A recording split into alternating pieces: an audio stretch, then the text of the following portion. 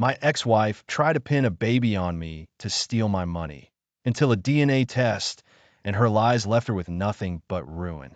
I never thought I'd end up here, sitting in a dimly lit courtroom, my hands clenched into fists, staring across the aisle at the woman I once swore to love forever. Jessica, my wife of 7 years. Or, at least, she had been until 6 months ago when the divorce papers were signed. Now, she was something else entirely.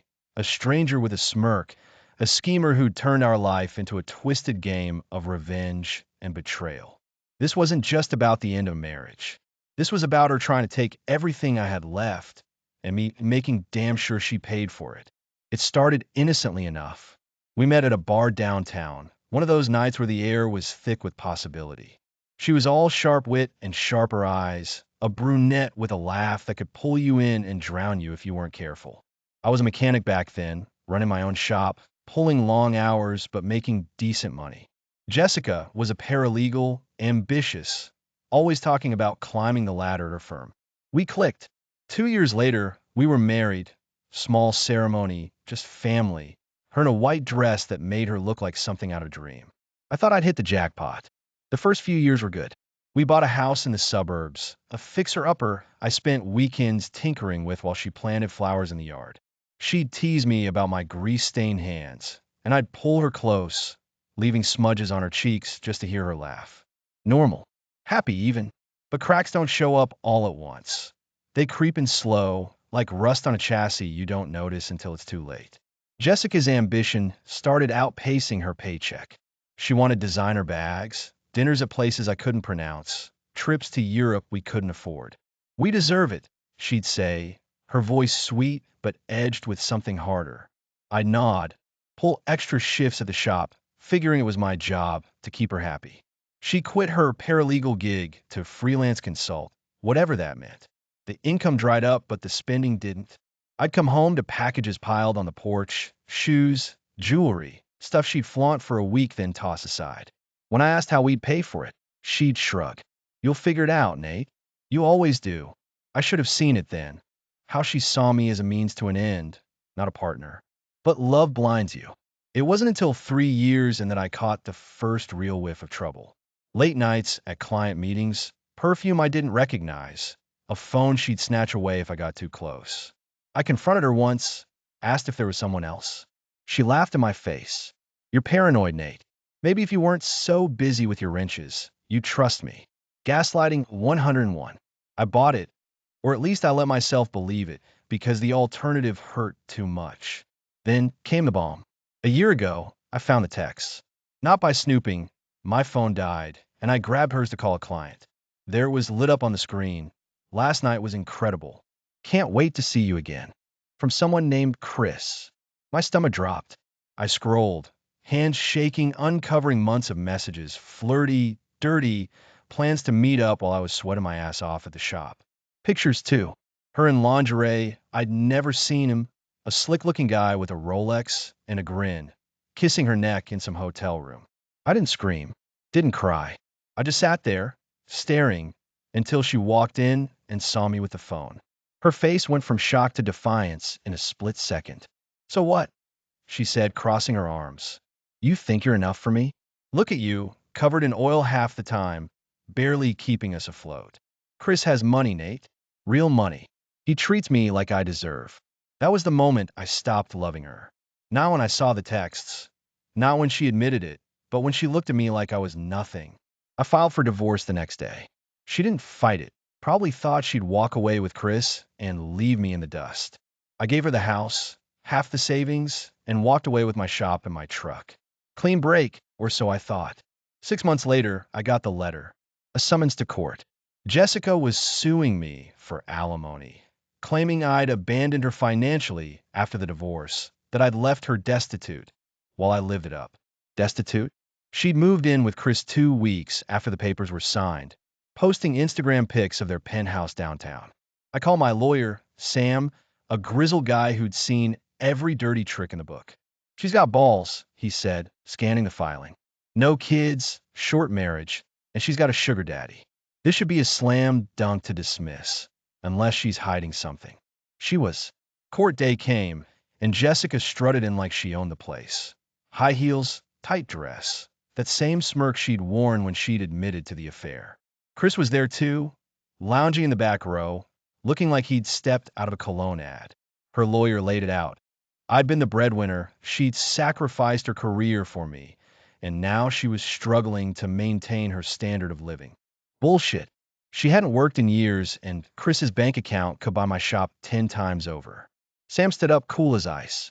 Your Honor, my client contests this claim.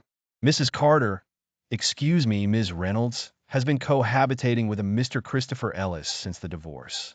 We have evidence of her financial stability, including property records and social media posts. He slid a stack of printouts across the table. Screenshots of her bragging about Chris's yacht, their trips to Bali, the diamond on her finger that sure as hell didn't come from me. Jessica's smirk faltered, but she recovered fast. That's irrelevant, her lawyer snapped. Her current relationship doesn't negate Nathan's obligation. He profited from their marriage and left her with nothing. Profited? I almost laughed. I'd poured every cent into keeping us afloat while she screwed around. The judge, a stern woman with gray hair and sharper eyes, raised an eyebrow. I'll hear the evidence, she said, but I'm inclined to agree that cohabitation impacts need. Proceed. That's when Jessica played her trump card. She leaned forward, voice trembling like she'd rehearsed it. Your Honor, there's more. I didn't want to bring this up, but I'm pregnant. Nathan's the father. He abandoned me when I told him, and that's why I need support. The room went dead silent. My jaw hit the floor. Pregnant? We hadn't slept together in over a year, long before the divorce. Sam grabbed my arm before I could yell. Stay calm, he hissed. She's bluffing. Chris shifted in his seat, eyes narrowing. Even he looked blindsided. Your Honor, Sam said, standing fast. We dispute paternity and request a court-ordered DNA test. My client hasn't been intimate with Ms. Reynolds in over 12 months, making her claim biologically impossible. Jessica's lawyer jumped in. That's a lie. They reconciled briefly after the divorce. Nathan begged her to take him back. She has proof. Proof? My head spun. She pulled out a photo. Us at a coffee shop, time-stamped 3 months ago. I remember that day. I'd run into her by chance, said hi, left after 5 minutes. She'd staged it, smiling for a selfie like we were patching things up. The judge frowned. If there's a question of paternity, a test will settle it. I'm ordering one immediately. Until then, this case is on hold. Jessica's face twitched, but she nodded, confident as ever. Chris glared at her, then at me, like I'd somehow orchestrated this. I wanted to punch something, preferably her smug face, but Sam kept me grounded. She's banking on you cracking, he said after. Don't give her the satisfaction.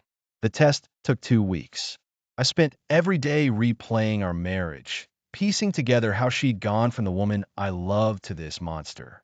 Sam dug deeper too. Turns out Chris wasn't just her boyfriend. He was her boss at the firm she'd consulted for. The affair had started years ago, in the penthouse, co-owned by his company. She'd been playing both of us, living off my sweat while climbing into his bed. Results day came.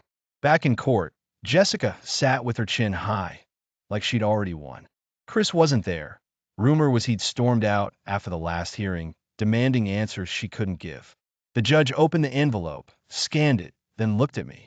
Mr. Carter, the test shows a 0% probability of paternity. You are not the father. Relief hit me like a freight train. Jessica's mask cracked, her eyes widened, lips parting. That's impossible, she stammered. The test is wrong. Her lawyer tried to back her up. We request a second test, Your Honor. Errors happen. No, the judge cut in, voice like steel. This was court-ordered, independently verified. The claim is dismissed. She turned to me. Mr. Carter, do you wish to pursue further action? Sam leaned in. Now's your shot, Nate. Hit her where it hurts. I nodded. Your Honor, I'd like to file for sanctions and full reimbursement of my legal fees. And I want her investigated for perjury and fraud. Jessica gasped a strangled sound. You can't do this, she shrieked, standing up. I was scared, okay? I didn't know what to do. I thought it might be yours. Lies. She'd known damn well I wasn't the father. She just wanted to bleed me dry one last time. The judge didn't flinch. Ms. Reynolds, you falsely accused Mr. Carter under oath. That's perjury. You also attempted to defraud this court. I'm ordering you to pay all legal costs and referring this to the district attorney for review. You're lucky I'm not holding you in contempt right now. She crumpled, tears streaming down her face. Not the fake ones she'd used before, but real, ugly sobs. Please, Nathan, don't do this. I have nothing left. For a second, I almost felt sorry for her. Then I remembered the texts, the smirk, the way she tried to ruin me. You did this to yourself, I said, voice cold. Enjoy the penthouse while it lasts. I walked out, Sam clapping me on the back. She's done, Nate. DA's gonna bury her. I nodded, but I wasn't done. Word got back to me later. Chris dumped her that week, evicted her from the penthouse when he found out the kid wasn't his either. She tried the same scam on him, and he'd had her fired from the firm. Last I heard, she was crashing on a friend's couch. No job, no money, facing fraud charges that could land her in jail. Revenge doesn't fix the past. It doesn't erase the years I wasted loving her. But standing there, watching her world collapse while mine finally steadied, I felt something close to peace. She tried to break me. Instead, I broke her. And I'd do it again in a heartbeat.